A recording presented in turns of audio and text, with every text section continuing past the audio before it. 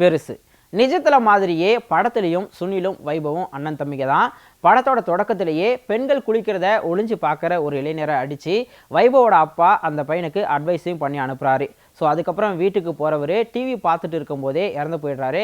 அவர் இறந்தது கூட பெரிய விஷயம் இல்லை. அவர் இறந்ததையே வெளியே சொல்ல முடியாத அளவுக்கு ஒரு சூழல் ஏற்படுது. அது என்ன பிரச்சனை, இந்த பிரச்சனையை தீர்த்துட்டு அவரை நல்லபடியாக அடக்கம் செஞ்சாங்களா இல்லையா அப்படிங்கிறதான் இந்த பெருசு படத்தோட கதை. இப்படி ஒரு கதையை தமிழில் யோசிச்சதுக்கே தனி தைரியம் வேணும். அடல்ட் கண்டென்ட் யாருமே முகம் சுளிக்காத வகையில் கொடுக்க முயற்சி செஞ்சுருக்காரு இயக்குனர். வீட்டோட மூத்த பையனான சுனில் அருமையான நடிப்பு கொடுத்துருக்காரு. ஆரம்பத்தில் என்ன நடக்குதுன்னே தெரியாமல் குழம்புறதாக இருக்கட்டும், போக போக சூழ்நிலையை உணர்ந்து அவர் கொடுக்குற ரியாக்ஷன்ஸ் எல்லாமே ரசிக்க வைக்குது.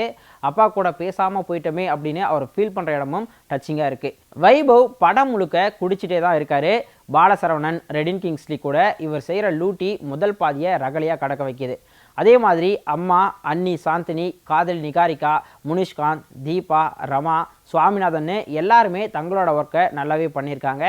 அப்பாவோட மானம் போகாமல் அவரை நல்லபடியாக அடக்கம் செய்ய குடும்பமே போராடுறாங்க. இது ரசிக்க வச்சாலும் கூட எமோஷ்னலாக எதுவும் ஒட்டலை அப்படிங்கிறது தான் இந்த படத்தோட மைனஸ். அண்ட் ரெண்டாம் பாதி ஒரே இடத்துல ஸ்டக் ஆகி நிற்குது. அதுவும் படத்தோட வேகத்தை குறைச்சிடுது அப்படின்னு சொல்லலாம். படம் முழுக்க ஒரே வீட்டுக்குள்ளே நடக்கிறதால கேமராமேன் சத்யதிலகம் ரொம்பவே உழைச்சிருக்காரு. சூர்யா குமரகுருவோட எடிட்டிங்கும் சில தர்ம சங்கடமான இடங்களில் கொஞ்சம் கத்திரி போட்டிருக்கலாம் அப்படின்னு சொல்ல வைக்குது. அருண்ராஜ் இசையில் சாங்ஸ் அண்ட் பின்னணி இசை கதைக்கு பொருத்தமாக அமைஞ்சிருக்கு. மொத்தத்தில் ஏடாகூடமான கதை அப்படின்னாலும் கூட முடிஞ்ச வரைக்கும் டீசெண்டாக சொல்லியிருக்காங்க.